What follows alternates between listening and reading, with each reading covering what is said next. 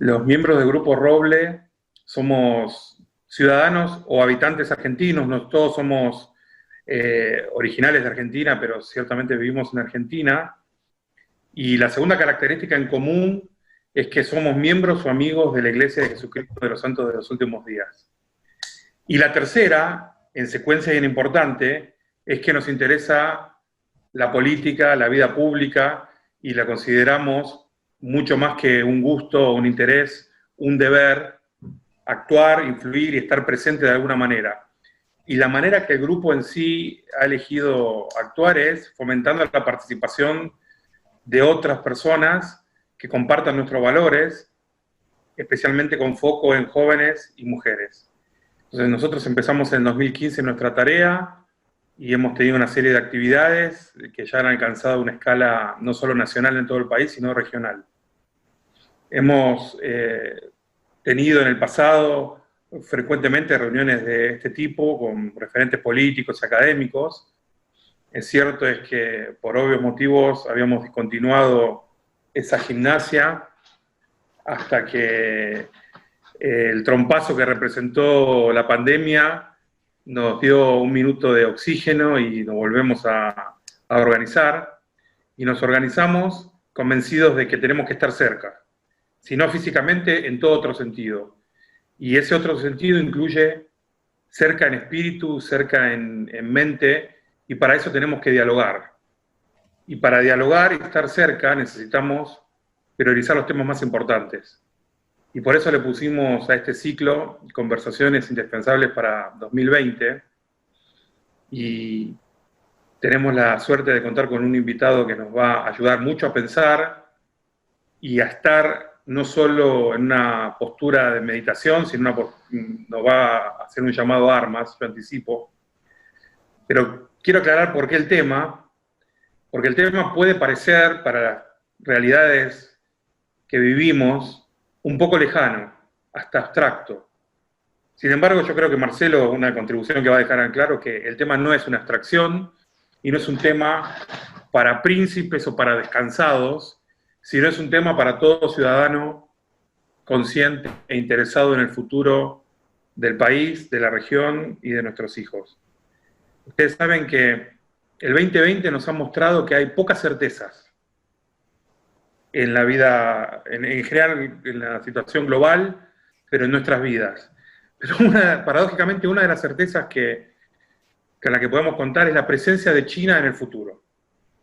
Ahora, los politólogos, los especialistas en relaciones internacionales o en el comercio internacional pueden hablar de que el mundo al que vamos va a ser tripolar, con el eje del hemisferio occidental liderado por Estados Unidos, el continente americano, Europa y la Unión Europea, o lo que vaya a quedar de ella, y después China y Rusia ahí jugando entre Bruselas y Beijing.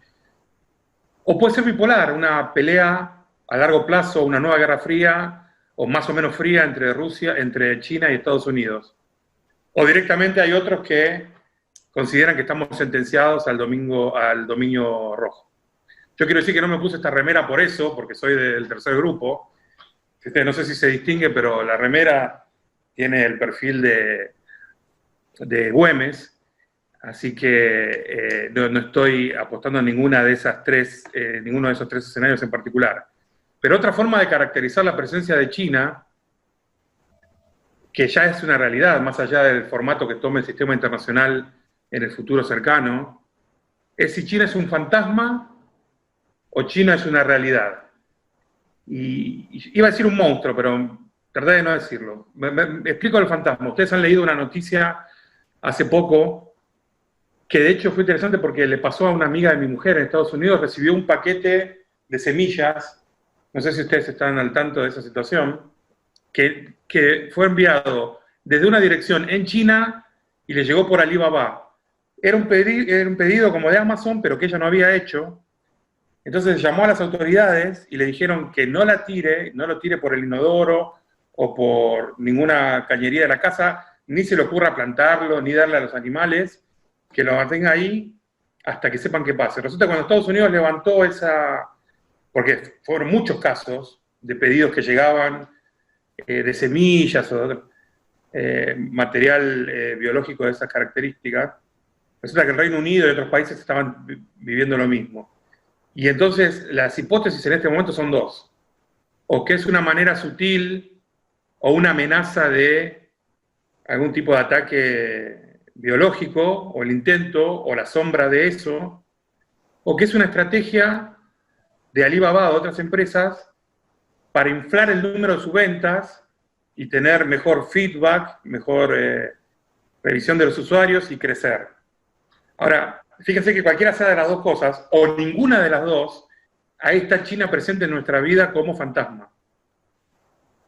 Y respecto a si es una realidad monstruosa o no monstruosa, tenemos recientemente una cierta euforia expresada por un sector del gobierno argentino respecto a un acuerdo que habría llegado el país para proveer carne de cerdo a China de una manera muy particular. Marcelo, yo sé que ha tocado el tema y seguramente lo mencione, pero se lo voy a dejar a él para Pero el tema es, China va a estar en nuestra vida y va a estar cerca de nuestra vida y debemos formar una opinión al respecto, individual y grupal, quizás. Quiero presentar a Marcelo porque es un conocido y un amigo nuestro, pero vale la pena recordar su currículum. Marcelo Gullo es rosarino y doctor en Ciencia Política por la Universidad de El Salvador. Magíster en Relaciones Internacionales por el Instituto Universitario de Altos Estudios Internacionales de la Universidad de Ginebra, en Suiza.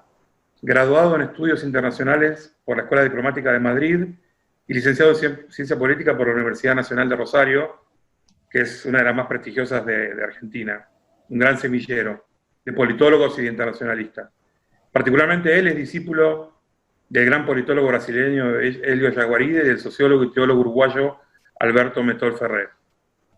Es asesor en materia de relaciones internacionales de la Federación Latinoamericana de Trabajadores de la Educación y la Cultura, profesor en la Universidad Nacional de Lanús, por ahí estamos esperando a un miembro de nuestro grupo que fue alumno tuyo, Marcelo, ahí en Lanús, y también profesor de la Escuela Superior de Guerra, la maestría en Estrategia y Geopolítica. Además es miembro fundador del Instituto de Revisionismo Histórico Nacional e Iberoamericano, que lleva el nombre de Manuel Dorrego. Ustedes vieron en el flyer que él es el creador de la teoría de la insubordinación fundante, que es la teoría que seguramente ha de aplicar en su presentación hoy, pero personalmente como un colega o un aspirante a ser colega de Marcelo, quiero resaltar el hecho de que él se haya animado a teorizar desde la periferia. No solo porque geográficamente está ubicado en Argentina y es considerada la periferia, sino porque es una mirada desde la periferia. Y por ese esfuerzo merece nuestra admiración. Ese esfuerzo está mostrado en el libro Relaciones Internacionales, una teoría crítica de la periferia sudamericana, de Editorial Biblos. Y al leerlo, más allá de la admiración por el esfuerzo, por los resultados, él merece nuestra gratitud. Así que gracias por eso, Marcelo, y gracias por acompañarnos hoy, y te damos el tiempo.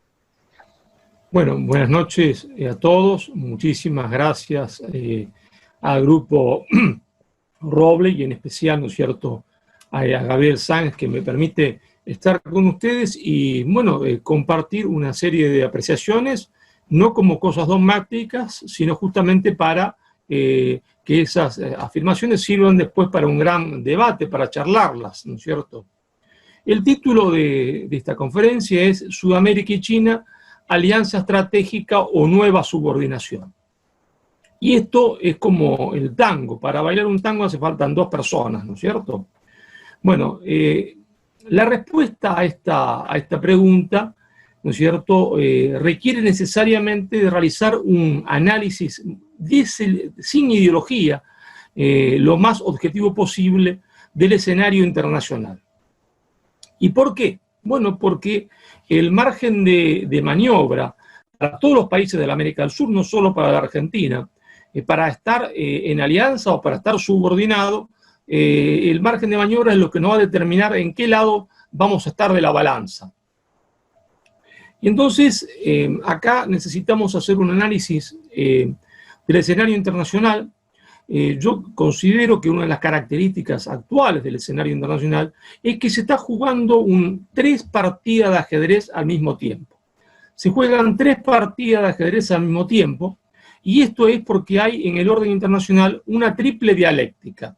Una dialéctica de clases a nivel mundial que se juega en un tablero, una dialéctica de imperio que se juega en otro tablero, y una tercera dialéctica de estados que se juega en otro tablero. Y esto da la particularidad única en la historia que no se había producido antes, que podamos tener como aliados a algún actor en el primer tablero y tener a ese mismo actor o a esos mismos actores como adversarios en otro tablero. Esto es una particularidad única. Y ahora vamos a explicarnos. El primer tablero, decíamos, está caracterizado por la dialéctica de clases a nivel mundial. Y acá, si ustedes me permiten, tenemos que hacer uso de un concepto que yo denomino unidades políticas con asiento territorial y unidades políticas sin asiento territorial. Las unidades políticas con asiento territorial son los tradicionales estados, que surgieron mucho antes de la paz de Westfalia en 1648, como analiza clásicamente las relaciones internacionales, sino que estas unidades políticas con asiento territorial nacen desde el mismo comienzo cuando los seres humanos nómades se hacen sedentarios y establecen pequeñas ciudades, pequeños pueblos, poblados, ¿no es cierto? Ahí se constituye una unidad política con asiento territorial, ¿cierto? Claro, como se constituyen varias al mismo tiempo, ¿está? Y como en algún momento de la historia una llega a tener más poder que otra, la que tiene más poder tiende a imponerle el poder a la que menos poder tiene.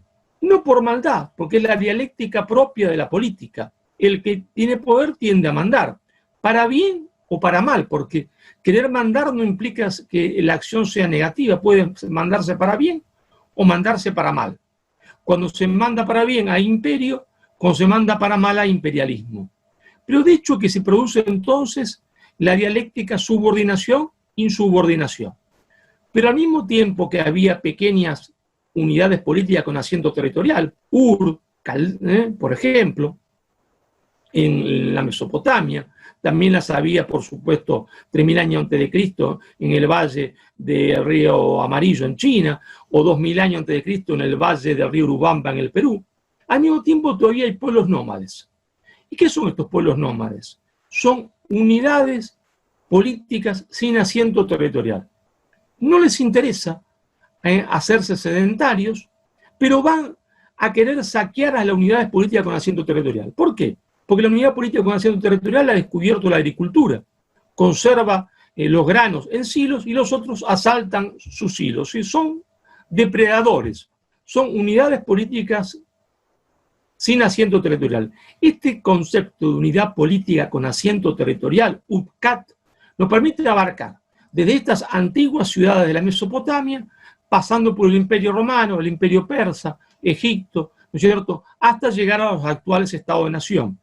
Pero la otra categoría, unidad política sin asiento territorial, nos permite abarcar, ¿no es cierto?, tanto se entiende a compañías multinacionales, tanto incluso a personas que por su poder, dinero o prestigio se pueden convertir en actores del sistema internacional, sea la Madre Teresa de Calcuta o sea George Soros. Pero fundamentalmente nos lleva a poder captar la existencia de un nuevo actor en el escenario internacional, que es el capital financiero internacional, que yo denomino oligarquía financiera internacional. Oligarquía en el sentido aristotélico del término, no en otro sentido.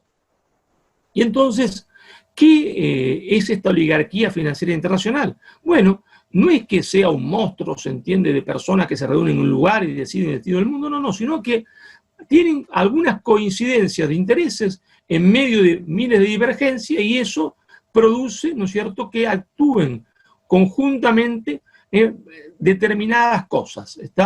No nos olvidemos, para que se entienda este concepto, que el 60% de la economía mundial está en manos de 600 compañías multinacionales, ¿no?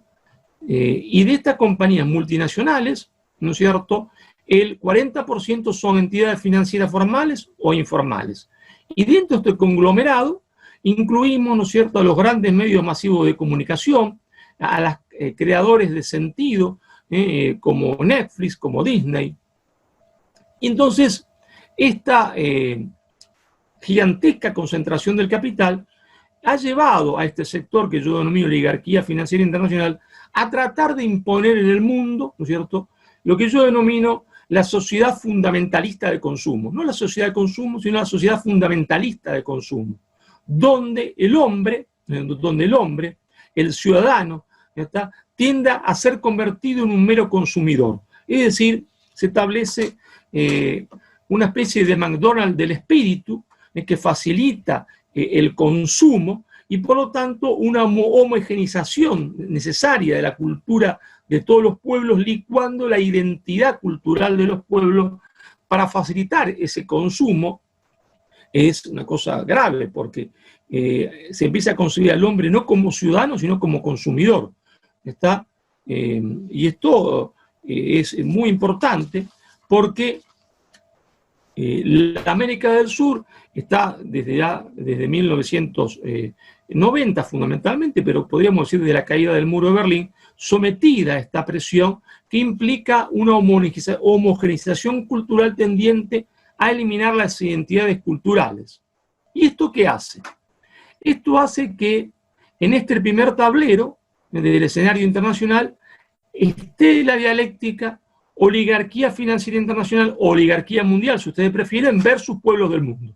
Y que por lo tanto en este tablero uno pueda tener paradójicamente como, llamémosle, aunque sería mucho llamar aliados o compañeros de rutas, a un mismo estado o un mismo conjunto de estados que uno puede tener como adversarios en otro tablero. Por ejemplo,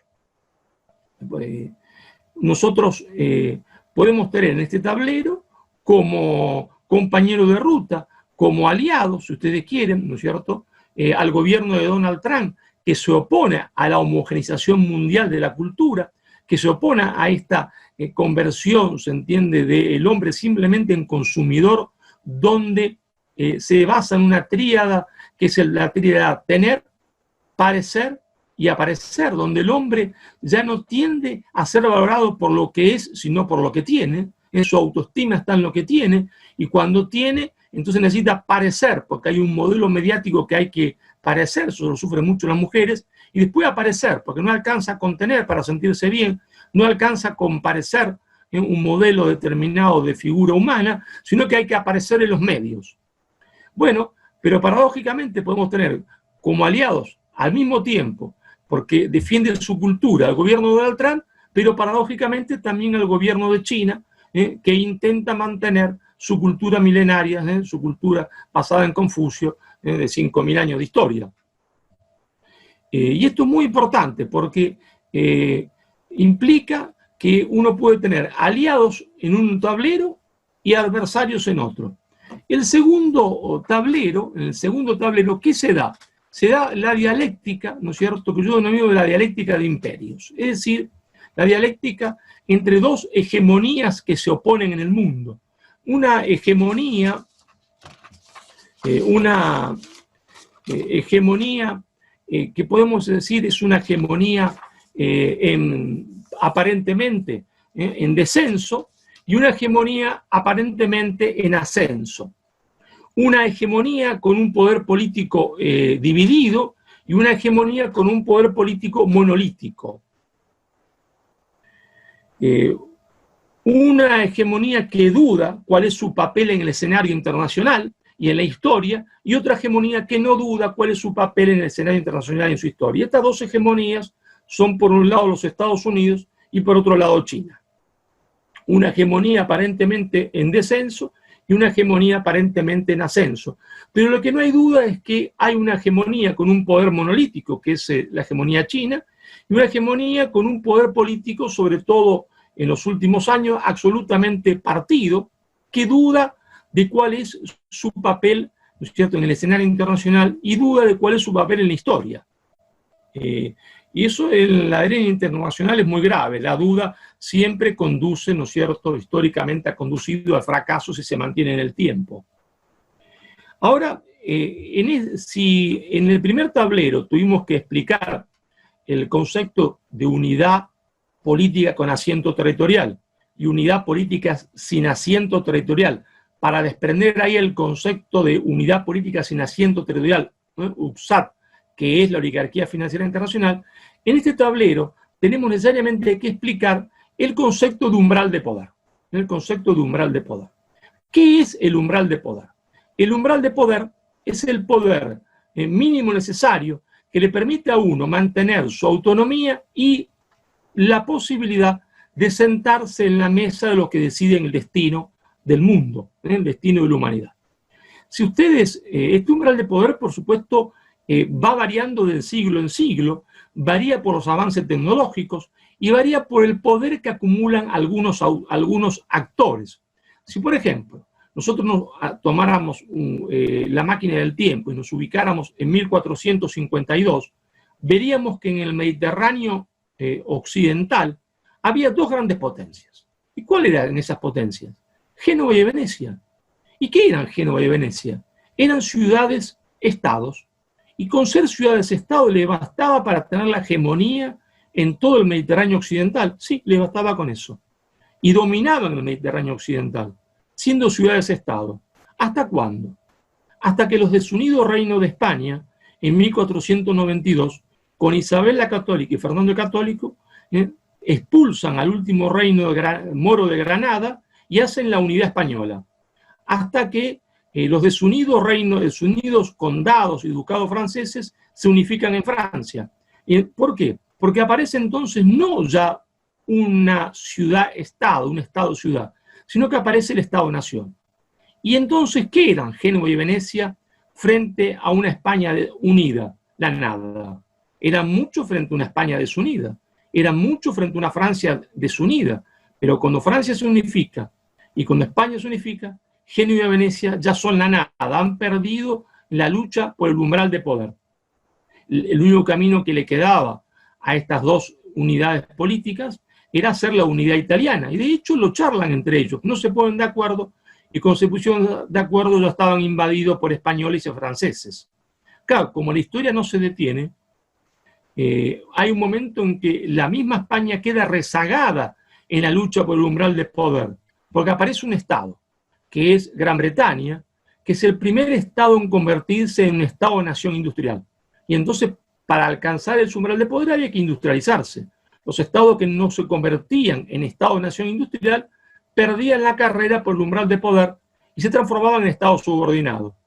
Como la historia sigue avanzando, inevitablemente, lo quiera uno o no, en la periferia de esta unidad política, en la periferia, nos olvidamos que eran periferia, hay dos estados, en un principio diríamos que hasta pequeños, uno surgido de la rebelión de las 13 colonias, que va a ser los Estados Unidos de Norteamérica, y otro surgido del Ducado de Moscú.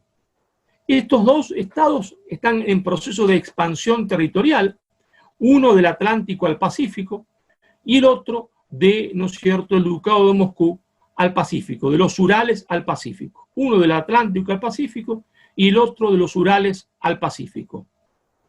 Cuando estos dos estados completaron su proceso de expansión gigantesca, no se olviden ustedes que un avión tarda más en ir de Nueva York a Los Ángeles que de Nueva York a París, y que el famoso tren transiberiano de Moscú a Vladivostok, que está enfrente de Japón, tarda 9 o 8 días, dimensiones gigantescas. Cuando estos estados complementaron, ¿no es cierto?, su expansión, ¿en qué se convirtieron? Se convirtieron en estados continentes, y cuando se industrializaron, en estados continentes industriales. Y entonces volvieron a elevar el umbral de poder. Ya no alcanza para sentarse en la mesa de los que deciden el mundo ser simplemente un estado-nación industrial. Por eso Europa, que estaba formada por estados-nación industriales, al darse cuenta de esto, comienza su proceso de integración europea, porque quiere seguir sentándose en la mesa. Por eso hubo hispanoamericanos, sudamericanos, que se dieron cuenta muy temprano de esto, como Manuel Ugarte, como el mexicano Vasconcelos, como Enrique Rodó, que se dieron cuenta que si la América del Sur no se unificaba, entonces, ¿no es cierto?, no tenía ningún destino porque no podía sentarse en la mesa de los que deciden el destino del mundo. Claro, a este clan de estados continentes industriales se sumó la irrupción, ¿no es cierto?, en los últimos 30 años, de un estado que era un estado continente agrario, primitivo, y se transforma en 30 años en un estado continente, ya no agrario, sino un estado continente industrial, que es la República Popular China, la República Popular China.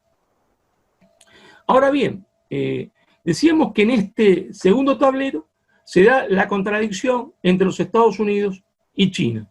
Claro, un poco explicamos en el primer tablero la existencia, ¿no es cierto?, de esa oligarquía financiera internacional. No tenemos tiempo de desarrollar cómo surgió, pero le voy a dar algunas pistas simplemente. Esa oligarquía financiera internacional, ustedes dirán, pero ha existido siempre el capital financiero internacional. Sí, ha existido siempre, pero solo a partir de la desregulación del mercado de los Estados Unidos que hace Bill Clinton, destruyendo las leyes de Roosevelt, es que ese sector financiero tiene una autonomía que antes no tenía. A esa autonomía se le acrecienta el hecho del gigantesco avance tecnológico que le permite realizar golpes de mercados en cualquier parte del mundo y la concentración del capital que le permite a ese sector ser dueño también de los productores de sentido y de noticias y por lo tanto influenciar en los sistemas democráticos, está mediante el control, se entiende, o la influencia sobre los sectores, se entiende, del pueblo, es decir, sobre la mayoría de los ciudadanos. Ahora, si esta primera contradicción se dio porque tiene el capital financiero internacional una autonomía que antes no tenía, ¿cómo se originó la contradicción, ¿no es cierto?, de Estados Unidos-China? Esto es pocas veces tratado, quizás porque no se estudie, quizás porque alguno que lo sabe no quiera decirlo. No es ninguna magia comprenderlo. Esta contradicción tiene el origen en un error estratégico profundo, que comete los Estados Unidos de Norteamérica, error que está pagando ahora, y que se inicia, ¿no es cierto?, con el viaje de Kissinger a China. Estando todavía vivo Mao Zedong, no es el giro actual de China, como muchos creen, iniciado por Deng Xiaoping, sino que es el mismo Mao Zedong, que ya preanuncia ese giro de China, esa apertura económica de China, en donde las grandes compañías norteamericanas van a instalarse en China. Van a instalarse en China, ¿no es cierto?, para obtener una plusvalía gigantesca en China, como jamás ha obtenido en el mundo, porque a un obrero norteamericano había que pagarle bien, a un obrero europeo había que pagarle bien, un poquito menos a un obrero sudamericano, pero se le pagaba mucho más que a un obrero asiático. Ahora, claro, esto dirán ustedes, pero ¿qué causó? Bueno, causó, resumiendo, ¿no es cierto?, después de 20 años, la desindustrialización de los Estados Unidos de Norteamérica. Gigantescas compañías norteamericanas, ¿no es cierto?, se iban a instalar en el Asia, diciendo que no era ningún problema para los Estados Unidos porque los servicios iban a reemplazar, ¿no es cierto?, a las industrias. Históricamente, y resumiendo mucho porque no tenemos tanto tiempo, podemos decir que los Estados Unidos tiene en su esencia, ¿no es cierto?, en el poder real, varios actores, más allá de las elecciones democráticas. Está, ¿no es cierto?, la élite política, está el complejo militar industrial, está el complejo financiero, el complejo industrial clásico, y este traslado de la industria clásica norteamericana al Asia tuvo que tener previamente una cierta prédica para convencer a uno de estos actores, que era el Pentágono, de que esto no iba, ¿no es cierto?, a dañar el poder norteamericano, porque el mundo, ¿no es cierto?, iba a una tercera ola y que en esa tercera ola, ¿no es cierto?, el poder pasaba por la tecnología de punta. Claro que el poder iba a pasar por la tecnología de punta. Esto es lo que Alvin Toffler les explicó a los militares recorriendo todos los cuarteles de Estados Unidos. Claro que el poder iba a pasar por la tecnología de punta, pero en el razonamiento de Toffler había un error profundo. No se podía subir a un escalón más de la escalera, sacándose, entiendo, un escalón anterior. Y después de 30 años, en los Estados Unidos observaron que se había producido un proceso profundo de desintonización en Estados Unidos con una masa de gente que no está incorporada a la economía entre el 30 y el 35%, que claro, estaban en los servicios y que todo funcionó hasta el 2008, ¿está? Pero los servicios son extremadamente volátiles, porque dentro de los servicios estaba aquel hombre que antes trabajaba fabricando tractores o máquinas Caterpillar y que ahora le alcanzaba pelotita de tenis a dos mujeres paquetas que estaban jugando al tenis. Y claro, cuando vino la crisis, se dejó jugar al tenis, él perdió el trabajo y esa gran desocupación fue interpretada por el ejército norteamericano como una debilidad de los Estados Unidos. Y efectivamente era una gran debilidad. No hay estado en el mundo que se pueda dar el lujo de tener, si quiere tener poder, el 30% de una población que no está en la estructura productiva real del país, porque esa estructura productiva real se ha debilitado. Y entonces, ¿por qué se da el enfrentamiento actual entre el gobierno de Donald Trump y el gobierno de China? Muy sencillo, porque hay que entenderlo al gobierno de Trump, ¿no es cierto?, como el emergente de un sector de los Estados Unidos que comprende que ha perdido poder, que se ha desindustrializado y que intenta nuevamente reconstruir su poder nacional, reconstruyendo su industria. Si lo va a lograr o no, es otro camino. Es otra pregunta. Si el camino que se ha elegido para lograrlo es acertado o no, es otra pregunta y da para otra charla. Pero ahí está el meollo de la cuestión. Es decir, los Estados Unidos quieren reconstruir su poder y para eso tiene que aplicar proteccionismo económico. No puede con el libre comercio porque las compañías norteamericanas no quieren volver a Estados Unidos y no quieren volver porque pagan nada en China y tendrían que pagar muchísimo a los Estados Unidos. Entonces, el gobierno intenta, por distintos caminos, uno de ellos el proteccionismo económico, tratar, ¿no es cierto?, de que estas compañías se vean forzadas a producir de nuevo en los Estados Unidos. Y ahí se entiende esta dialéctica entre los Estados Unidos y China. Ahora bien, esta dialéctica, en este segundo escenario, que es el segundo tablero, sin el primer tablero, nosotros teníamos como un objetivo prioritario para la América del Sur mantener la identidad cultural de sus pueblos. Y ustedes me preguntarán, ¿por qué es un objetivo mantener la identidad cultural de los pueblos? Porque nadie puede tener poder si no es. Si alguien pierde su personalidad, no puede hacerse rico ni construir poder, ni siquiera caminar como persona en el mundo. Y los pueblos, si pierden su identidad, no pueden construir poder. ¿Y para qué se necesita el poder? Porque el que no tiene poder cae siempre bajo el poder de otro. Y en este segundo tablero está el concepto de umbral de poder. Nos demuestra, ¿no es cierto?, la necesidad de la unidad de la América del Sur. Es decir, solo si lográsemos hacer realmente, no de palabra, no de forma ideológica, sino si lográsemos realizar de forma concreta, no epidérmica, sino medular, una integración sudamericana, estaríamos en condiciones, ¿no es cierto?, de, por lo menos, acariciar ese umbral de poder para poder tener un diálogo con aquellos grandes del mundo, sea con China, sea con los Estados Unidos, sea en un futuro con la India, que es un estado continente todavía mudo, pero que va a hablar en algún momento de la historia. Y el tercer tablero, si en el primer tablero se da la dialéctica de clases, oligarquía mundial versus pueblo del mundo, si en el segundo se da la dialéctica de imperio, hoy los Estados Unidos contra China, China contra Estados Unidos, ¿no es cierto? En el tercer tablero se da la dialéctica de estados, que surge, si ustedes recuerdan cuando yo les dije, las unidades políticas con asiento territorial, esas pequeñas ciudades, surgen varias en el valle del río Éufrates y Tigris, como una tiene más poder, intenta imponerle su poder a la otra, y nace la dialéctica nación-insubordinación.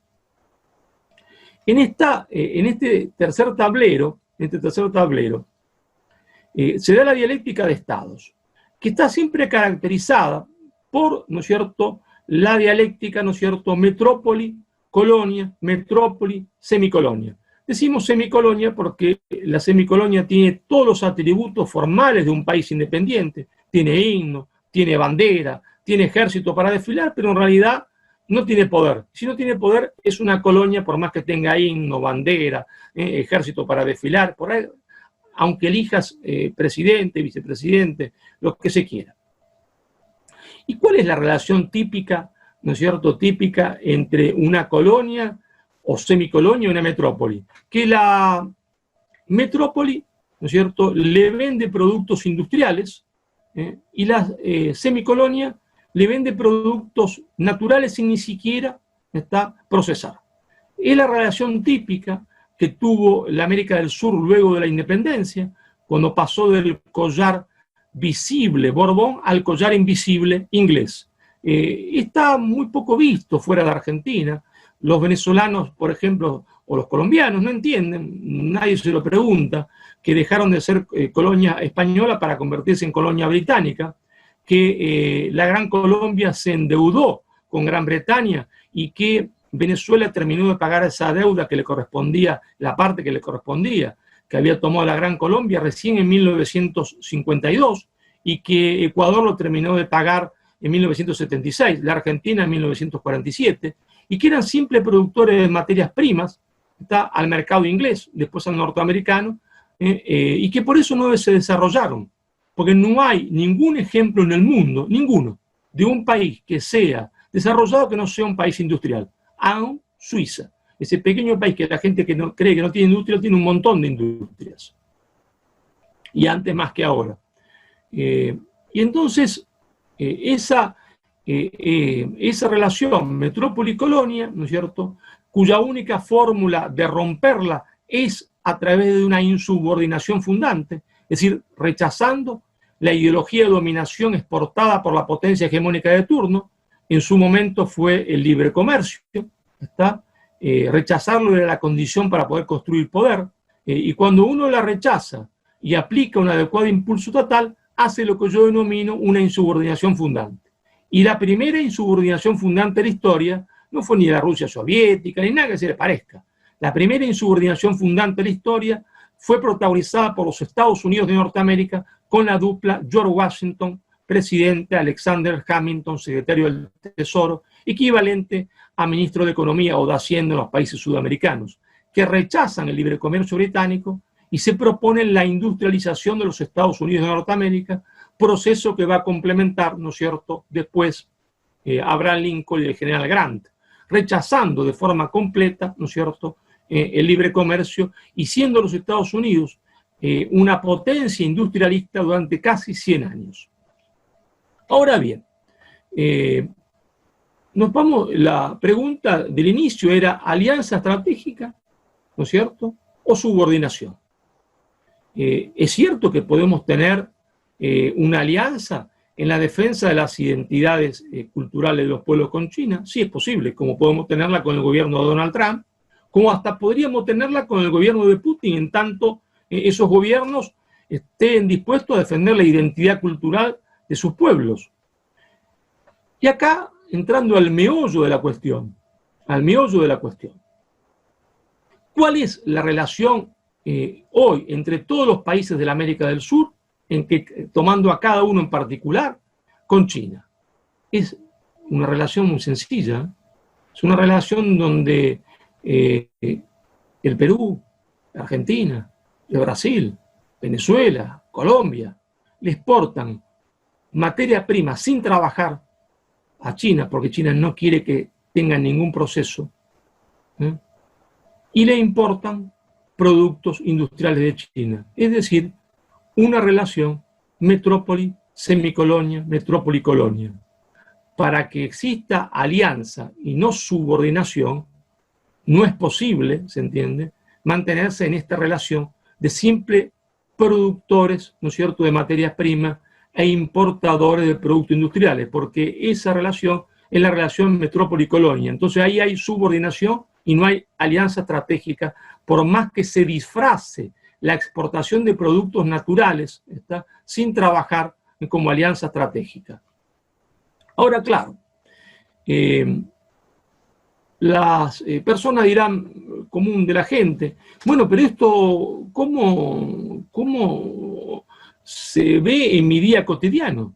Se ve en el día cotidiano porque si la relación es relación metrópoli-colonia, a medida que el proceso industrializador en China vaya creciendo, el proceso de desindustrialización de la América del Sur, ya pobre, será casi nulo. Y por lo tanto, ninguno de nuestros países, ninguno, ni Colombia, ni Venezuela, ni Argentina, e incluso Brasil, pueden mantener, se entiende, una relación de competencia en el plano industrial con China. ¿Y por qué?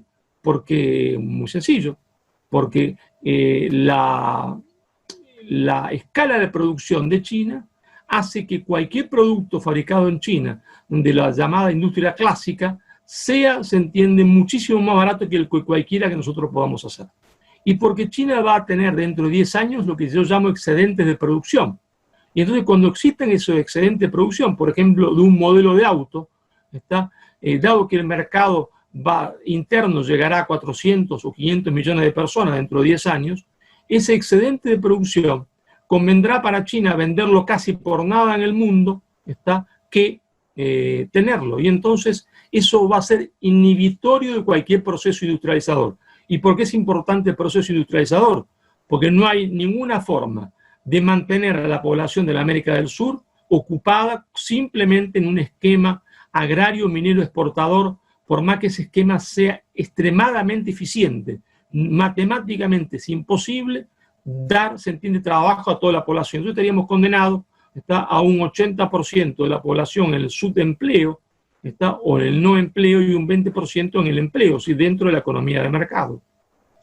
Ahora bien, la situación es para nosotros también más grave y presenta una particularidad grave para Argentina, pero que se va a extender al resto de la América del Sur. ¿Qué es esto? Que esta particularidad grave que es para Argentina, pero que se va a extender para la América del Sur. La Argentina actualmente, ¿no es cierto?, exporta soja a China, como lo hace Brasil, como lo hace Paraguay, como lo hace Uruguay. Importa productos industriales y esta soja sirve, ¿no es cierto?, para dar, ¿no es cierto?, de comer a los cerdos en China. Porque ¿qué es una fábrica? Una fábrica era la misma cosa en la Inglaterra victoriana que en la China actual. Una fábrica son máquinas, ahora máquinas más inteligentes, más hombres. Y los hombres, aunque ahora menos, necesitan para poder trabajar, como la máquina necesitaba carbón y después gas o petróleo o energía nuclear, el hombre necesita proteínas. Porque simplemente sin proteínas el hombre no trabaja. Las proteínas para las fábricas inglesas fueron dadas por la Argentina, esa gran exportación de vacas de Argentina a Gran Bretaña, que nos dio crecimiento, pero crecimiento sin desarrollo.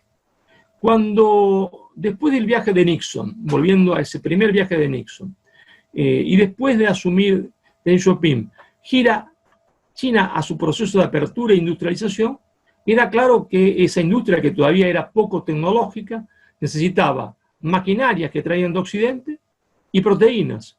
Y las proteínas son siempre animales.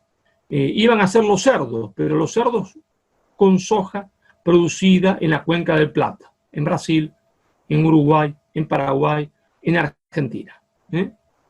Soja barata para producir proteínas, para producir cerdos.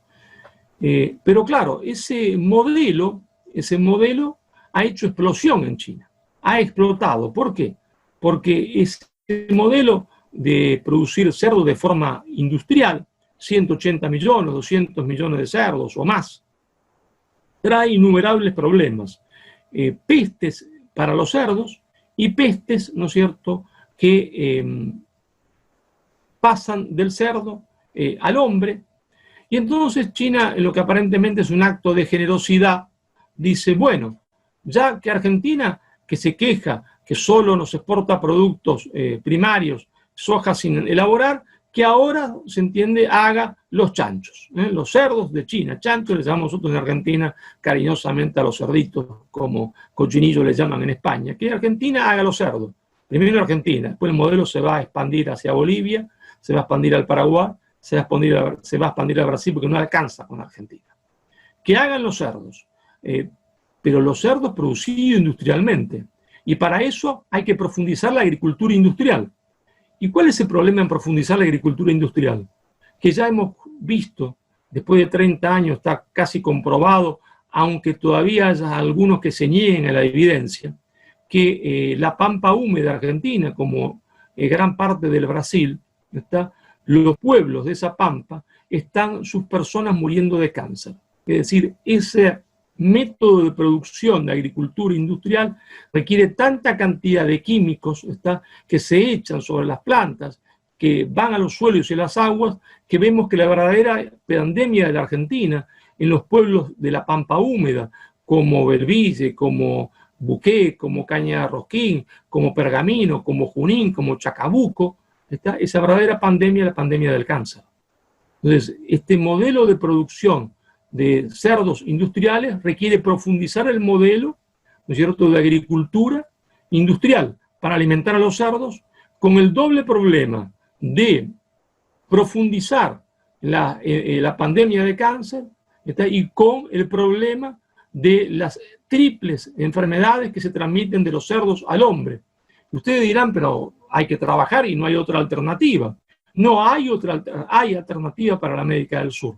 Hay alternativa para la América del Sur porque nuestra región, Santa Cruz de la Sierra, La Pampa, el Mato Grosso brasileño, la región de Rio Grande do Sul, el Uruguay, regiones del Perú, regiones incluso de Venezuela que hoy no producen nada, pero que podrían producir, como la sabana, tienen excelentes condiciones por esa gigantesca extensión, por la posibilidad de tener agua y un clima benigno, de producir lo que yo denomino una agricultura natural.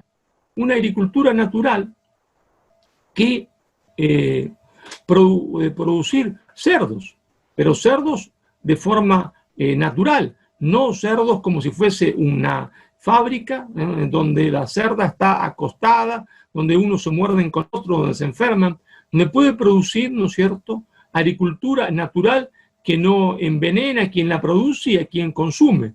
¿Y cuál es la ventaja de esto? Que cuando finalmente, porque así va a pasar finalmente, ¿no es cierto?, en los Estados Unidos, porque ya está camino a la corte y va a pasar pocos años hasta que esto acontezca, se diga que esta agricultura industrial enferma al hombre, ahora dicen que no hay evidencia científica todavía de eso, como dijeron durante 30 años que no había evidencia científica sobre el cigarrillo. Recordemos que hasta 1993 se fumaban los aviones.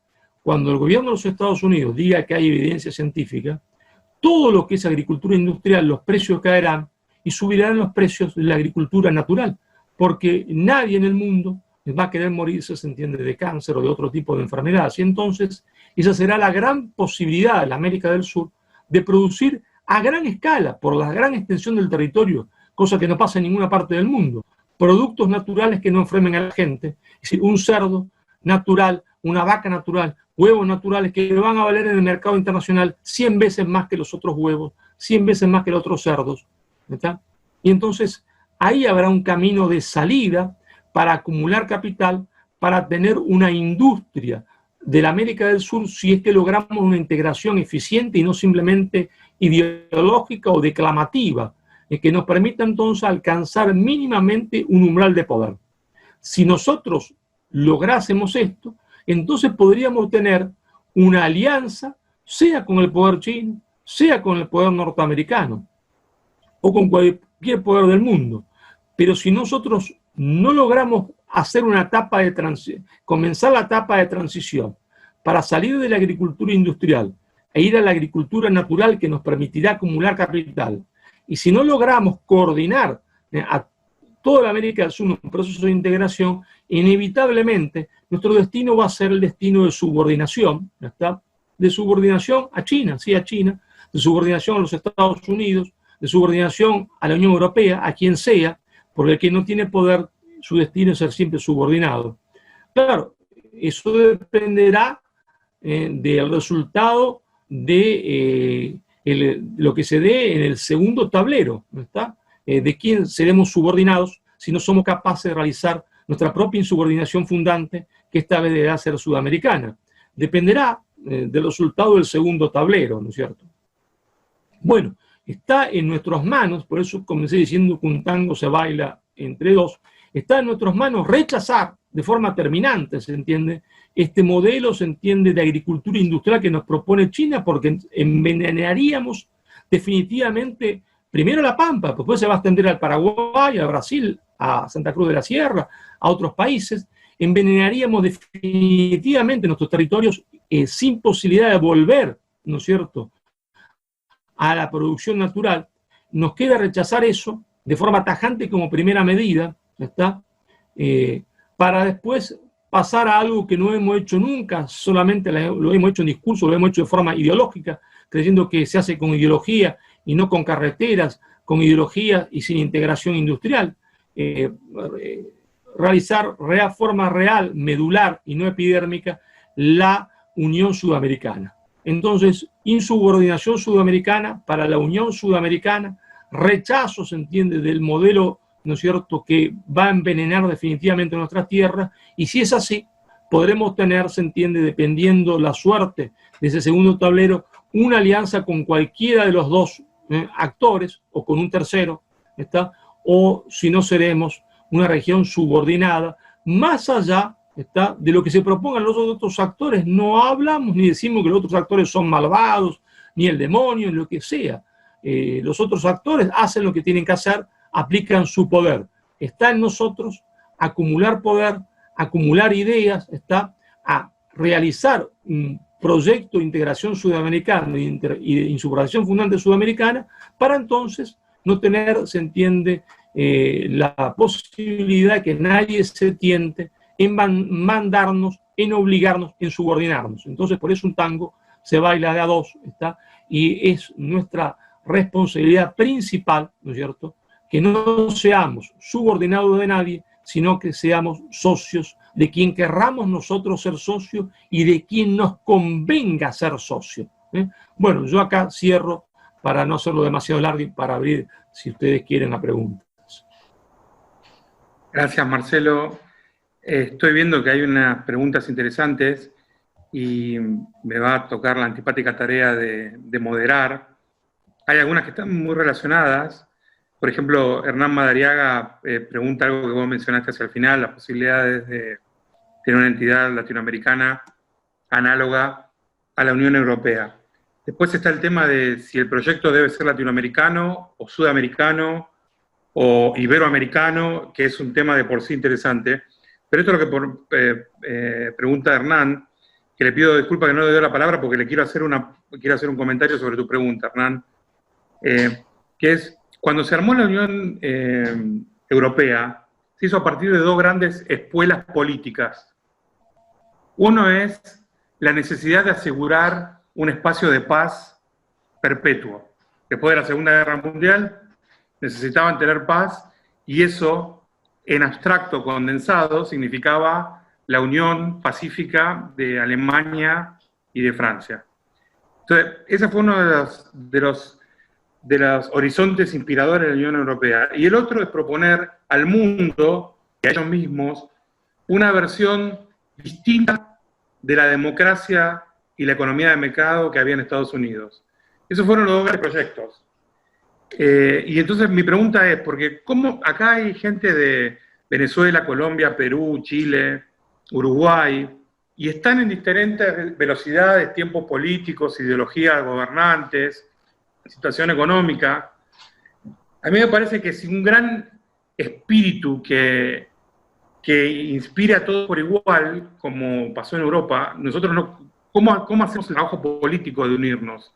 Eso le sumo este agregado a la pregunta de Hernán, Y mientras pensás la respuesta, Marcelo, Franceline, ¿vos podés formular la tuya?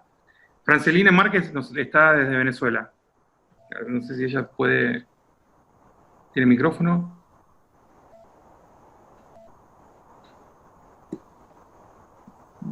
Bueno, a ver, Buenas. Ahí estamos. Ya va. Yo, escuchando lo que habla Marcelo, me preguntaba que, cómo uno fomenta esa industrialización aquí en Latinoamérica. Por ejemplo, en mi país, nosotros, bueno, yo soy químico y he trabajado en varias empresas del gobierno, incluso en un centro de investigaciones científicas. Y veo que nos enfocamos mucho, por ejemplo, en realizar investigaciones que aquí en Venezuela nosotros no vamos a poder llevar a cabo por falta de recursos y todo esto. Y se enfocan más en hacer otras cosas y no en la industrialización, en lo que nosotros sí podemos producir. De hecho, le comentaba ahorita a mi esposo y le decía que ¿por qué nosotros, teniendo toda la materia prima para poder hacerlo, no lo hacemos? Entonces es interesante el hecho de cómo fomentar eso en nuestro propio país. Por lo menos yo puedo hacerlo aquí en Venezuela. ¿Cómo fomento esa industrialización o cómo puedo llegar a ayudar a las personas a saber que eso es un camino hacia salir de la subordinación?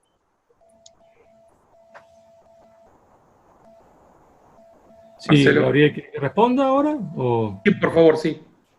Bueno, hiciste una descripción, Gabriel, excelente de el origen, ¿no es cierto?, de la Unión Europea, que fue la Comunidad Económica del Carbón y del Acero, ¿no es cierto? Eso fue su primer órgano, habiéndose puesto primero de acuerdo Alemania con Francia, ¿no es cierto? Gobernaba Alemania Eisenhower y Schuman Francia, De Gasperi gobernaba Italia.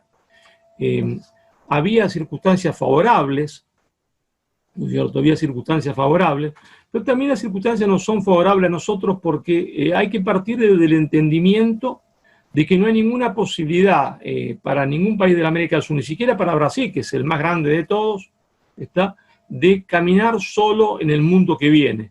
El caminar solo nos va a llevar a los sótanos del cuarto mundo. Ahora, claro, como hay que ser absolutamente pragmáticos, como fueron también en Europa, el eje de la integración deberá comenzar entre Argentina y Brasil para tratar después de extenderse, se entiende, muy lentamente a la América del Sur y después de mucho tiempo poder pensar en otras partes, ¿no es cierto?, de Iberoamérica. Sería absolutamente irreal, como hubiese sido irreal, ¿no es cierto?, en Europa, querer, se entiende, hacer una primera integración entre, ¿no es cierto?, Francia y Portugal, que dejase afuera a Alemania, o querer hacerla de golpe con todos. De golpe con todos no se podía entre Alemania, Italia y Francia, y el Benelux, que era Holanda y Bélgica, y bueno, se comenzó por donde se podía. Entonces hay que comenzar por donde se puede, que es el Mercosur, pero esto tiene un problema que para nosotros hasta ahora la integración es siempre retórica, y es retórica porque justamente no está el eje de la industrialización. Cuando vemos el tema venezolano, ¿no es cierto?, es evidente que Venezuela podría tener una gigantesca industria petroquímica, ¿verdad?, que lo que quiere decir no solo la posibilidad de producir los propios combustibles, sino de producir plástico, de producir miles de cosas que dependen, se entiende, como la industria textil, que depende ahora de las fibras sintéticas. Y sin embargo, ¿no es cierto?, se cae en contradicciones flagrantes que no tienen origen en este gobierno, sino en anteriores de Venezuela, pero este gobierno también las profundizó, que es construir, ¿no es cierto?, con dinero venezolano, destilerías fuera de Venezuela. Donde entonces se produce el valor agregado fuera de Venezuela y no en Venezuela, donde hay trabajo fuera y no adentro. Ahora, si uno tuviese como tuvo Europa, que fue una planificación industrial indicativa, no soviética ni nada que se le parezca, taxativa, sino indicativa. Por eso se hizo la Comunidad Económica del Carbón y del Acero, para que, a ver quién iba a producir acero, cómo se iba a producir. Es evidente que si uno pudiese tener esta, ¿no es cierto?, planificación industrial indicativa, que Venezuela podría ser la gran productora de la industria, ¿no es cierto?, de la industria petroquímica de toda América del Sur. No habría por qué reproducir el fenómeno en otros lugares, como el Brasil y Bolivia, que son grandes productoras de hierro del mundo, podrían tener la industria siderúrgica y así ir distribuyendo sectores industriales en lo que yo denomino una planificación industrial conjunta. Cuando yo escribí en mi primer libro, 2005, Argentina y Brasil, la gran oportunidad, proponía, ahí después de unas charlas que habíamos tenido con Helio Yaguaribe, hacer una central, una gran siderúrgica en Bolivia, en el Mutum, para que Bolivia no exportara el hierro en bruto, para que se transformara por primera vez en su historia en un país industrial. Porque el destino de la historia de Bolivia, la historia de primero exportar plata, después exportar estaño, después el estaño se cae de precio y se arruinan y se funden, después de exportar gas y petróleo, y si el precio cae como ahora, ¿qué? Se funden. La misma historia fuera del Perú, exportando guano, exportando, se entiende, caucho y después cobre. Les va bien cuando el precio de materia prima está alto y cuando cae les va muy mal porque no tienen alternativa. Entonces, una planificación industrial conjunta, ¿para qué? Indicativa, para que pertenecer al club de la unidad sea más interesante que estar afuera. ¿Por qué uno quiere entrar a un club? Quiere entrar a un club cuando los beneficios de entrar son más altos que la cuota que uno paga. Entonces uno está contento de estar en el club porque recibe muchos beneficios. Bueno, el beneficio es la industrialización conjunta. Ahí habría más beneficio en estar en el club que estar afuera. Y esto es lo que no hemos logrado porque no hemos pasado haciendo discursos que tienen que hacerse, que son importantes porque hay que concientizar a la gente, pero fueron discursos cargados de ideología, ¿no? Cargados de ideología, donde faltó absoluto pragmatismo. Y entonces, el resultado después de tantos años es casi igual a cero la integración. Te quería leer, Marcelo. César dice: interesante charla, felicitaciones. Soy del noroeste de la provincia de Buenos Aires, límite con La Pampa. Nuestro problema son las multinacionales como Monsanto que nos envenenan. No está muy explotada la cría porcina, los frigoríficos son chicos y un brote de triquinosis causó mucho daño en comunidades chicas. Sería interesante una agricultura natural a gran escala porque el espacio existe. Claro. Marcelo, le quiero dar a Renan, que está en Pernambuco, porque pregunta sobre el Mercosur, un tiempo, y decirle a todos los demás que nos disculpen, no va a haber tiempo para todos, pero si me permitís, Marcelo, quiero decir compartir una característica tuya, que vos sos un académico, es cierto, con todos los pergaminos, pero con nada de la distancia que muchas veces tienen los académicos, y que vos contactás personalmente a cualquiera que se quiera acercar. Sí, completamente. O sea, es una alegría para mí que me escriban, claro, al correo, a Facebook, sí, claro. Un militante sudamericano por la Unión Sudamericana, así que cualquiera que le escriba al Facebook se gana un amigo y un aliado. Entonces, quiero decir, hacerte una pregunta y dejarle el tiempo a Renan. Y ya para concluir, si les parece. La pregunta es, viste que nuestro amigo Mangabera Unger habla muchas veces del pragmatismo antipragmático de nuestra dirigencia política. Porque puede ser esto de Felipe Solá, puede verse como un pragmatismo, ¿no? Estamos en problemas, Argentina en el medio de la crisis, los chinos necesitan cerdo, cerdo le damos, somos pragmáticos. Pero en el fondo es lo antipragmático por esto que vos decís. Ni siquiera en el largo plazo, ni siquiera nuestros nietos van a ser testigos del fracaso de esta estrategia. Pero claro, como vamos de elección a elección, y de imagen en imagen, y de temperatura a temperatura, esto pasa como un gran logro. ¿Cómo podemos elaborar un discurso efectivo contra ese pragmatismo antipragmático? Esta es la primera pregunta, me estoy abusando de mi posición, pido disculpas. Renan, ¿podrías vocalizar la tuya? Sí, bueno, gracias. El profesor Marcelo comentó que debemos empezar esa insubordinación, esa unión latinoamericana, sudamericana, por donde se puede. con lo que tenemos ahora, que sería el Mercosur. Y Mercosur, ¿cómo está conformado hoy? ¿Es capaz de promover, de permitir esa unión que necesitamos?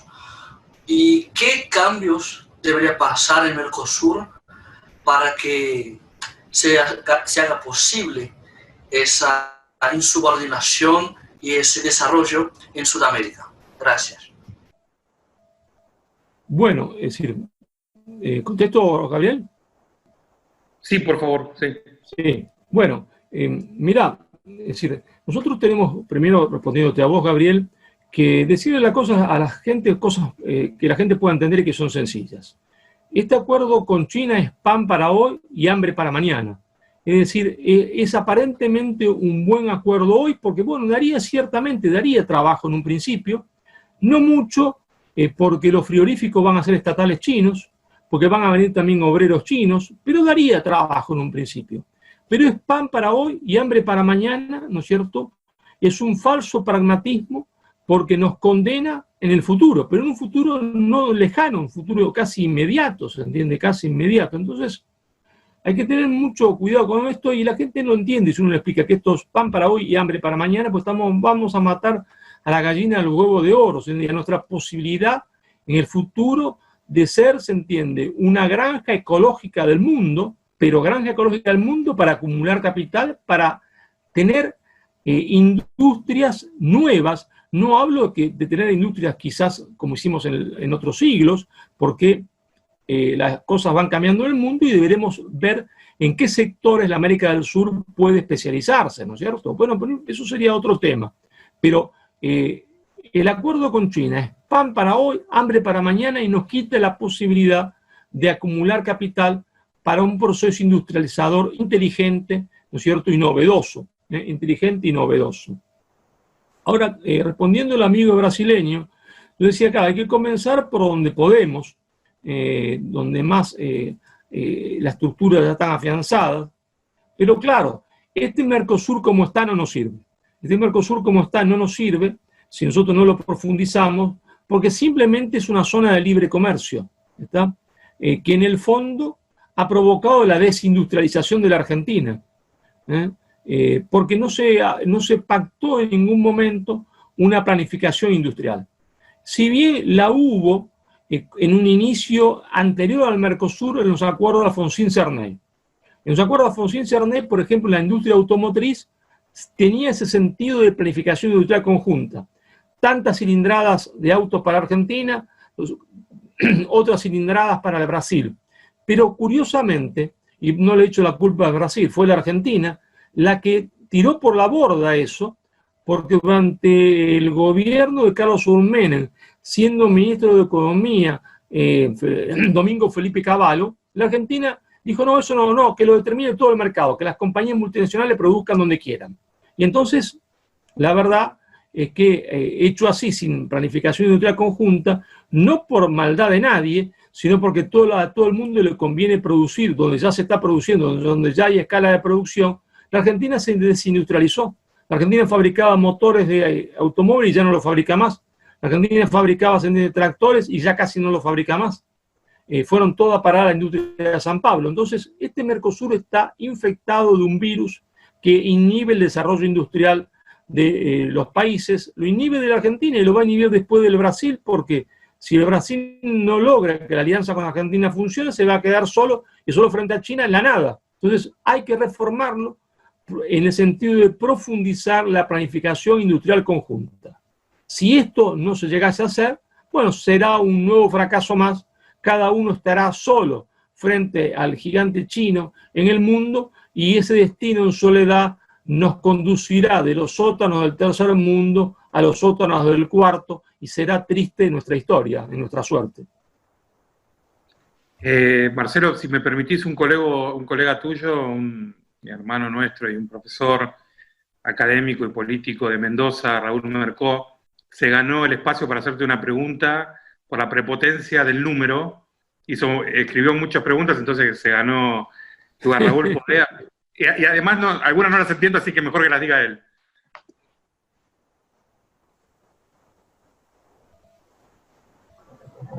Ahí habilito el micrófono. Bueno, primero, muchas gracias. La verdad que nos hace reflexionar mucho sobre estos temas de la importancia de la integración. Hay algunas preguntas. Primero, la única manera de enfrentar al gigante chino tiene que ver con un proceso de ir a una agricultura natural. ¿Y cuál es el modelo de industrialización que uno tendría que enfrentar? Porque me parece que ahí hay como una cuestión que reafirma lo primario, pero también hay que ir hacia un modelo industrial. ¿Cómo podemos compatibilizar eso? Bueno, cómo no. Yo quiero primero decirle que en el marco de una conferencia uno lanza muchas ideas, pero que no las puede fundamentar, ¿no es cierto? Yo las he fundamentado estas ideas en los libros que he escrito. El primer libro se llama Argentina-Brasil, la gran oportunidad, donde justamente charlo de esta última pregunta. Después, en el libro que se llama La insubordinación fundante, breve historia de la construcción del poder de las naciones, los dos primeros con el prólogo de Elio Yaguaribe, y finalmente, ¿no es cierto?, Relaciones Internacionales, una teoría crítica de la periferia sudamericana, donde hay fundamento las posturas que digo ahora que no se pueden por nuestro formato fundamentar. Claro que nuestro amigo de Mendoza tiene absolutamente razón. El modelo agrícola exportador de ser una granja biológica o ecológica o natural del mundo es para conseguir capital, ¿no es cierto?, para la industrialización, porque solo la industrialización nos da, se entiende, el pleno empleo. Y nosotros queremos el pleno empleo porque queremos que todos los sudamericanos tengan una vida digna, y no solamente algunos sudamericanos. Ahora, claro, esa industrialización nueva que yo propongo deberá ser coordinada, deberá ser inteligente, ¿no es cierto?, y deberá tener dos condiciones. ¿Cuáles son esas dos condiciones? Primero, ¿no es cierto?, tiene que ver evidentemente con las materias primas que tenemos en excelencia. Cada uno, su país, tiene alguna, para poder procesarla. Entonces vamos a poner un ejemplo. Como decía Napoleón, un ejemplo lo aclara todo. Un ejemplo lo aclara todo. Que los mejores zapatos del mundo, los más caros del mundo, o algunos de los mejores del mundo, o más caros del mundo, si uno tiene ganas de comprárselo, cuando termine la pandemia, va a Milán, recorre Milán y se compra los mejores zapatos del mundo. Valen una fortuna. Hay hasta de $1.000 cada zapato, o $1.500 cada zapato. Y yo pregunto, ¿con qué cueros hacen esos zapatos si Italia no tiene una vaca? Se hace con cueros argentinos. Nosotros exportamos el cuero y ellos hacen los zapatos, evidentemente, o con cuero brasileño. Evidentemente nosotros deberíamos ser los grandes exportadores de zapatos del mundo. O sea, hay que industrializar las cosas más sencillas, empezando desde la cosa más sencilla que es nuestro propio cuero. Yo pregunto, si alguien quiere regalarle a su mujer o a su novia y lucirse un chocolate, ¿no compra un chocolate suizo? Claro, pero digo yo, ¿es que Suiza tiene alguna planta de cacao? Ninguna. ¿Es que es tan difícil hacer zapatos o hacer un buen chocolate? No, para nada. Son tecnologías ya que tienen 200 años, 300, 400 o 1000 años, ¿no? Y entonces, ¿por qué? El gran chocolate del mundo vale 100 veces más que cualquier chocolate hecho en Ecuador, Venezuela o Colombia, Estado Brasil, es suizo, y nosotros no somos capaces de tener una marca que pueda competir con esas marcas suizas. Un ejemplo que demuestra que podemos hacerlo, es un ejemplo argentino, pero extendible a cualquier país, es el tema de los vinos. Argentina exportaba, por ejemplo, siempre vino de pésima calidad, tomábamos vino de pésima calidad, hasta que la Argentina decidió tratar de competir haciendo vino de buena calidad. Ciertamente no podrán competir con los franceses, que tienen más fama. Bueno, son muy buenos, se venden un poco más barato y tienen mercado. Entonces, de ahí que tenemos la posibilidad primero de transformar materia prima en productos industriales, pero con eso no alcanza. ¿Por qué? Porque eso no da poder. Entonces debemos reflexionar sobre qué industria da poder. Y, por ejemplo, ¿qué industria da poder? La aeroespacial. ¿Qué industria da poder? Poner satélites en la órbita de la Tierra que permiten saber cuánto producimos de trigo, de cacao, quién se está llevando nuestra pesca o no. Es decir, la industria aeroespacial es poder. Y por lo tanto debemos sacar dinero de los productos naturales y de la segunda industria para pasarlo a esta que da poder, que da autonomía, porque sin poder no se puede hacer. Entonces, ahí un poco yo te lo trabajé en este libro Argentina-Brasil, la gran oportunidad, y a grandes rasgos lo que puedo decir, digamos, en este tipo de formato, ¿no? Marcelo, hay una Muchas especie gracias. de intercambio entre Iván y Pablo, ambos de Buenos Aires, sobre, parecía que en un momento el cometa Halley estuvo cerca, y fue cuando estaban Lula, Chávez y Kirchner, que claro, para algunos ellos tres son Messi, Neymar y Suárez, para otros son el hombre lobo, Frankenstein y Drácula. Más allá de la ideología, ¿por qué no pudieron sentar bases profundas para la unidad? ¿Es todo una cuestión de tiempos y de coincidencias y de alineación de planetas, o se puede hacer una construcción que vaya más allá de la ideología y de las posiciones políticas? Ahí No. me inspiré en Pablo y en Iván. Y Se debe hacer... te doy, perdóname, una cosita más. Te doy, si estás desde Chaco, creo que lo perdí, a Sebastián, si podés, porque es interesante tocar este tema. Sebastián, ¿podés ponerle voz a tu pregunta? Hola, doctor. Sí. ¿Qué pasó acá? Hola, sí. Bueno, perdón. Bueno, mi pregunta es la siguiente, siguiendo su libro de Insubordinación Fundante. ¿De qué manera China intenta imponer una subordinación ideológica cultural en Sudamérica, enfrentando específicamente al poder hegemónico de los Estados Unidos hoy en Sudamérica? ¿Cuál sería la estrategia china? Bueno, la estrategia de China es la estrategia de todos aquellos que se han industrializado y tienen poder. Ahora predican el libre comercio.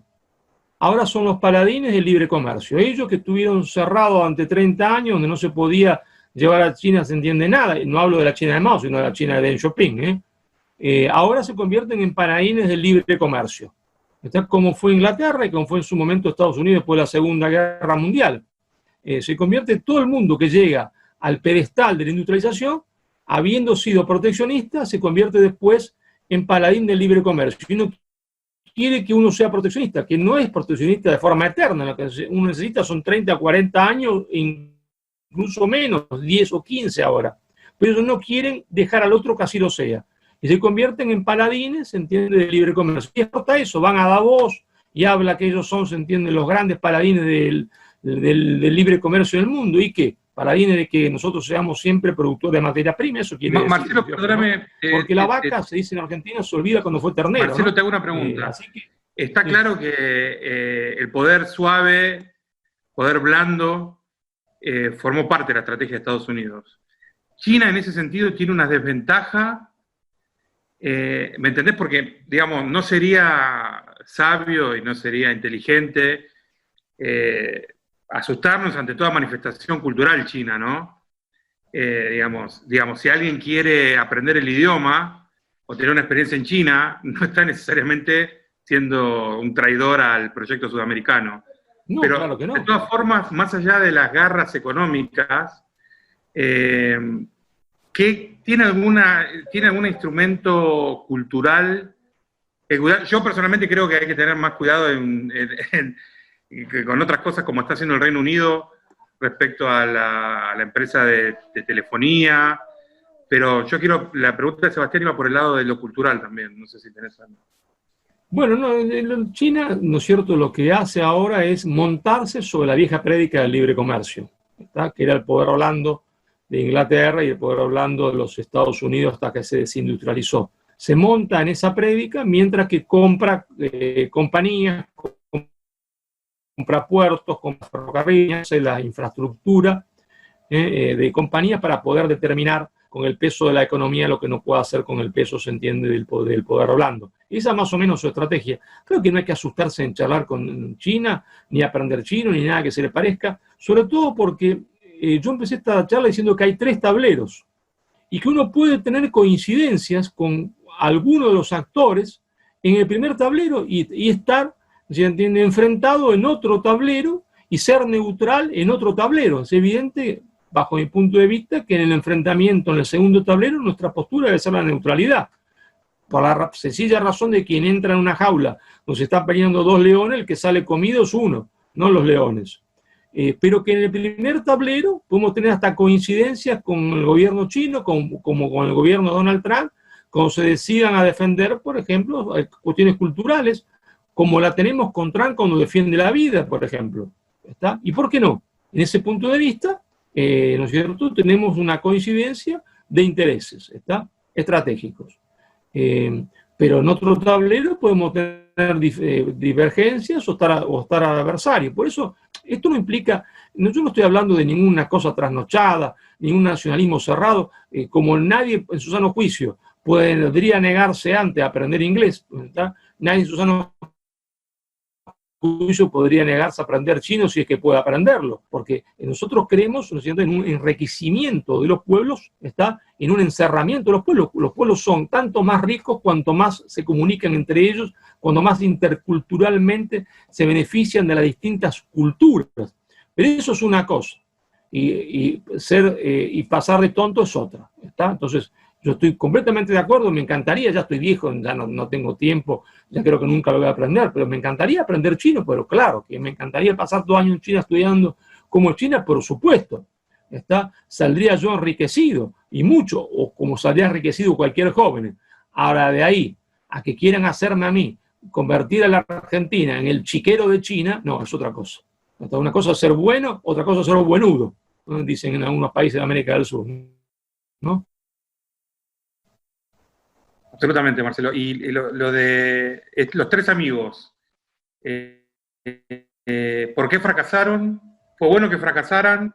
¿La unión es buena, pero necesitaban mejores protagonistas? ¿O estos eran los únicos que lo iban a hacer y perdimos una gran oportunidad? Bueno, está claro que la oportunidad se perdió. Independientemente si eran Messi, Maradona, Neymar, ¿no es cierto?, o Pelé, o Frankenstein y el Hombre Lobo, está claro que la oportunidad se perdió. Eso es una cosa. Ahora, yo creo que la oportunidad se perdió porque hubo más discurso que realidad. ¿Está? Más discurso que realidad. Es decir, no hubo planificación industrial conjunta. En ningún momento, ninguno de los actores se lo planteó. Y cuando uno no se plantea las cosas reales, como hicieron en la Comunidad Económica del Carbón del Acero, el tiempo pasa. Y uno podrá ser Messi o Frankenstein, o Maradona, se entiende, o Pelé, o el Hombre Lobo, y si el tiempo pasa, pierde la oportunidad. ¿Está? Y la oportunidad se perdió. Hay que recomenzar de nuevo. Porque había que pasar a la industrialización conjunta, indicativa. Y en ningún momento, ni Lula, ni Kirchner, se plantearon, señores, vamos a hacer las cosas como tiene que ser. Es decir, ¿qué autos va a producir Argentina para Brasil? ¿Y qué auto va a producir Brasil para Argentina? No lo puede hacer, no porque sean malos, no porque sean demonios, no lo puede hacer determinar eso ni Ford ni General Motors, porque ellos determinan de acuerdo a su lógica, que es, y es natural que así sea, es lógico que así sea, maximizar el beneficio, y para maximizarlo hay que producir donde ya se produce en escala. Bueno, entonces era una locura eso, desde el punto de vista de la integración real y concreta para avanzar. Y bueno, ninguno de los actores planteó esto. Muchos discursos y pocos hechos. Marcelo, estoy amagando con dejarte libre hace rato, pero ahora sí quiero cerrar con una pregunta de Braulio de Chile, que me parece importante. Lo conocemos a Braulio, una persona muy informada y una mirada de Chile que para nosotros es fundamental, sea crítica o sea favorable. Braulio, vos haces esta última pregunta y lo liberamos a Marcelo. Gracias, Marcelo, y gracias, Gabriel. Mira, sí, la pregunta que usted había puesto en el chat tenía que ver con el siguiente diagnóstico, y quizás no por eso significa que eso sea la bala de plata, pero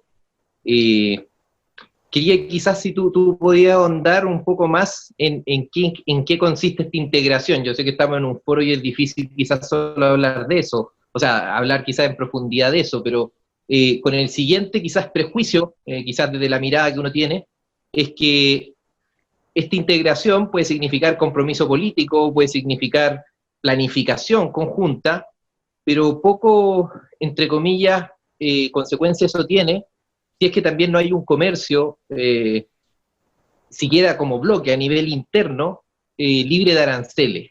o quizás no en todas las cosas, pero sí hay ciertos espacios donde sí uno pueda entrar en esa competencia. ¿Por qué digo eso? Porque quizás muchas veces pasa en el caso de Chile, que es un país pequeño, que su asociación al Mercosur como país observador o país asociado nunca ha sido completa en esta lógica de también entender que como país pequeño, bueno, cómo yo ingreso entonces mis productos al Mercosur, y yo creo que eso le pasa quizás a otros países pequeños de Sudamérica, en relación, por ejemplo, con el Brasil, que por sí solo uno podría decir puede tener posicionamiento, o con la Argentina, pero esto va un poco más allá, o sea, además del compromiso político que puede existir, coyuntural, además de esta planificación conjunta, es parte de la esencia de lo que tú proyectas, el también tener un comercio o normas muy similares entre los países del bloque, o tú crees que eso en realidad quizás no es tan relevante en el sentido que es parte quizás de un discurso de decir, no, aquí tiene que haber, tenemos que bajar los aranceles, ¿no? Bueno, es muy interesante la pregunta, ¿no es cierto? Porque se confunde, ¿no es cierto?, integración con liberación de aranceles en el área que está haciendo la integración. Y no tiene nada que ver con eso. ¿Por qué? Y no se hizo así en Europa en un principio.